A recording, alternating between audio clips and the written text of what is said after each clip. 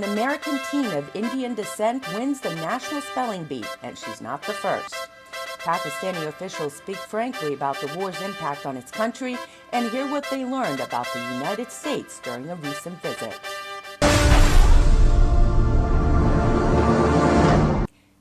Hello, I'm Esther Vaida. Welcome to SAW News, bringing you news, views, and entertainment from the South Asian community in the United States. The relationship between the United States and Pakistan has been rocky for the past few months, but still, the two nations are allies, so collaborations between the countries are common, but not widely reported. One such program brings Pakistani officials to the United States for a cultural exchange with local government officials. A group of 10 made the trek from April 28th to June 8th. They visited schools, various government offices, took part in Memorial Day celebrations, cooked dinner for their hosts, and much more. We met with 3 of the Pakistani officials in Andover and also the town manager and talked about everything from what they learned, Pakistani sentiments towards Americans, and at the very end, a candid conversation about the war on terror and the impact it has on Pakistan. Here are snippets of our conversation. During our visit, we had a lot of meetings with different city and town managers and selectmen as well. And in addition to that, we visited different cities, New York, Boston, and Lowell as well. And in the final leg of our visit, we will be visiting Washington, D.C. As far as learning and exposure is concerned, so we learned many things from here. And first of all, you have a mechanism of access to public information. So that was very interesting. I had a meeting with the town administrator in Lowell and here. So they informed us that they put each and every information on a public website. So this brings definitely a transparency in the system. Is that something you think you can bring back to Pakistan and implement? Sure, definitely. We have also a good mechanism in place, and we have also accountability mechanism, checks and balance mechanism. But one thing where I would pay more attention, we will try to make information to the public. So we learned a lot from them, and I think some of them we can replicate there. And what are some of the things you can replicate? Especially I am very inspired with the services provided for the elderly people. So I will try to replicate some of them there, because we have limited resources. So within our resources, we will try to provide these services in our country, especially to improve our welfare system. In your opinion, what is the sentiment in Pakistan about Americans?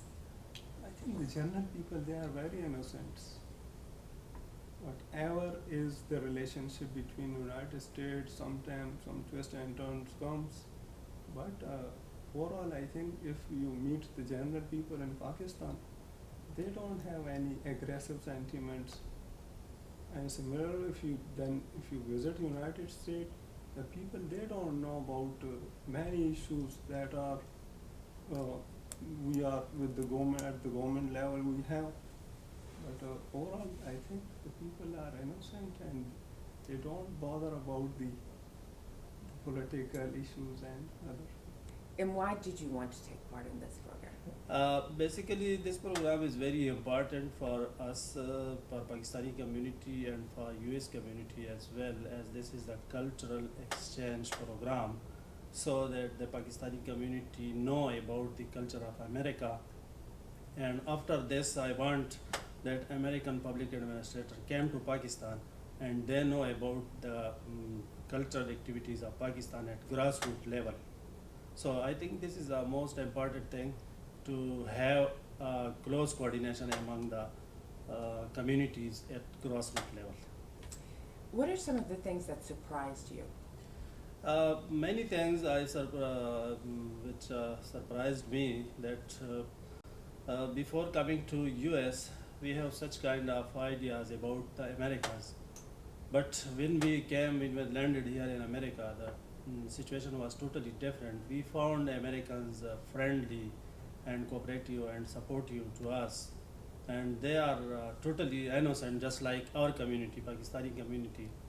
So the laymen here in USA and that of in Pakistan, they are innocent community, innocent people. But America is too much developed country. You have too much resources, and another aspect, you are lucky that you have no surrounding countries in your border.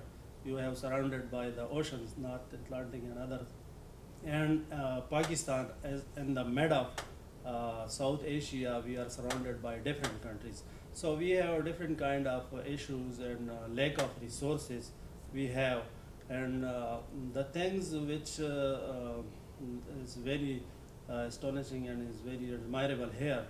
I found, and especially I am working on education, so I visited the Lowell High School and that of Andover High School and that of Sunburn High School, and yesterday I visited the Great Lawrence Technical Education Center. So they have well developed and well prepared, and they're trying to prepare leaders of the future. Their students are leader of the future. So these all are because of their huge resources. So really, I impressed from this system. You said that, all of you said too, that you were surprised that Americans were so friendly and so cooperative. Did you get a different sense? Is the media, or where did you get the sense that they are not? In fact, we had the interaction with the people during different kind of. But before you came here? In Pakistan. In fact, earlier, definitely, we had very positive nations about the American. But you said you were surprised. We were surprised because here, when we arrived, we found them more friendly and more welcoming. Mm-hmm. Yeah, because they invited us in different functions. Even city manager Buzz and in the Andover city, and at Lowell, the guy Bernie, who invited us at his home, and we spent a lot of time with their families and made interaction. So Even we cooked a dish there in Mr. Buzz's house. yeah, Oh, wow. Pakistani dish. yeah. This guy, he's a good cook. I prepared the chicken kadai. He cooked Crispy. few Pakistani dishes. Pakistani dish. Yeah. But, and I don't mean to push this, but you're aware of some of the tension, and certainly it's all in the press here, Yeah. you know, that there is tension between Pakistan and the United States. You've got the Bin Laden raid, you've got the drones, the closure of a major NATO Yeah. pathway, then Yeah. Dr. Afridi. In fact, one thing I would like to mention that Pakistan has made a lot of sacrifices. I don't know the exact statistics, but at my understanding, around 60,000 people have lost their lives. 60,000 Pakistani people have lost their lives during this war on terror. And in addition to that, we are spending huge resources on this war. So we believe that the American government will also consider this aspect and will also highlight this aspect as well. So this is very important. And in addition, we have been facing a lot of consequences due to this war on terror. So it's Your families. definitely friends. each and every family, friend, and other Pakistani people. So we believe that the State Department will also consider this aspect as well. And we spent a very huge resources on this war on terror. In spite of that, our government is trying level best to bring certain structural and governance reforms in the country to promote the lives of the common people as well, and to enhance the level of relationship with the United States and the neighboring countries. We are friendly people, and we always have been a friendly people, we believe in peace.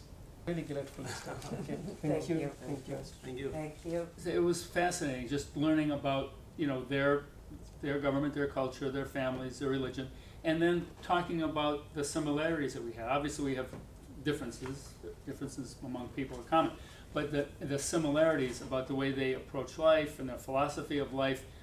Zafar and I we had great discussions from the heart about our approach to daily life, approach to our families, approach to our work, approach to the way we deal with just life.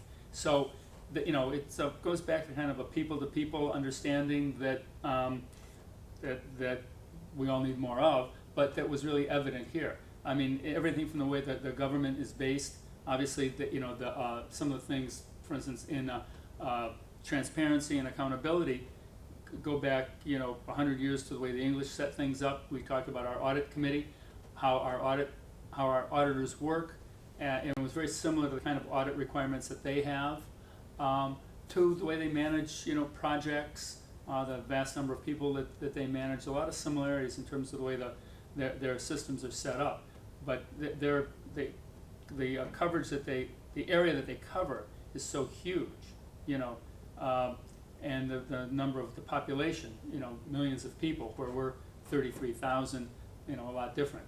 But still, the interaction that they have to have with their employees and with the residents, you know, and with the people that they have to provide services for, not that different from what we have to do. Their challenges are a little different vastly different because of the great territories that they cover. But a lot of, you know, there's a lot of things that are the same. With tensions so high between the two countries right now, do you really realistically think that the people-to-people exchanges like this will make a difference? I think they will, yeah. You know, we all understand that our governments have, at the level in which they operate, they have to take positions, they have to posture, they have to do what they have to do diplomatically for unknown reasons. And you know, who knows why.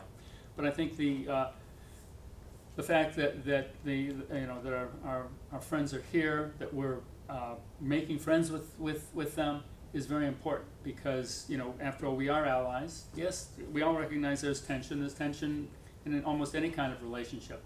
But I think my concern, really my reason for getting involved in this was to learn more about that part of the world and how we interact and what kind of future we can have together, because, you know, I think we all want peace on earth, right?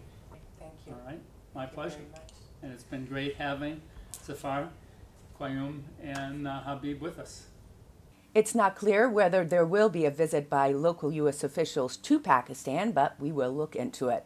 This trip was organized by the Massachusetts Municipal Association and the Institute for Training and Development in Amherst with a grant from the U.S. government. In a related story, Undersecretary of State for Public Diplomacy and Public Affairs Tara Sunshine traveled to Islamabad and Lahore, Pakistan from May 30th to June 2nd. During her visit, Undersecretary Sunshine emphasized these types of people-to-people ties between the United States and Pakistan. She met with young Pakistani entrepreneurs and female students to discuss the shared goal of empowerment and to discuss ways to unlock their full potential. An Indian-American 14-year-old girl is the winner of this year's Scripps National Spelling Bee. Snigdha Nandipati of San Diego spelled Gudapan correctly to capture the prize. Guetapens,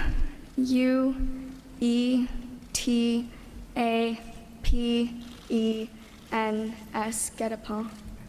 The French-derived word means ambush, snare, or trap. Nandipati says she wants to be a doctor, either a psychologist or a neurosurgeon. She beat out a fellow American Indian, Studi Mishra of West Melbourne, Florida. Nandipati's prize includes $30,000 in cash, a trophy, a $2,500 savings bond, a $5,000 scholarship, $2,600 in reference works from the Encyclopedia Britannica, and an online language course. Americans of Indian descent have won the bee 5 times in a row and in 10 of the last 14 years. That's our show for this week. If you have any story ideas or any comments, email me at esther@sbs.com. at bostonlanka.com. And if you want to see past episodes, go to bostonlanka.com. See you next week on Sa News.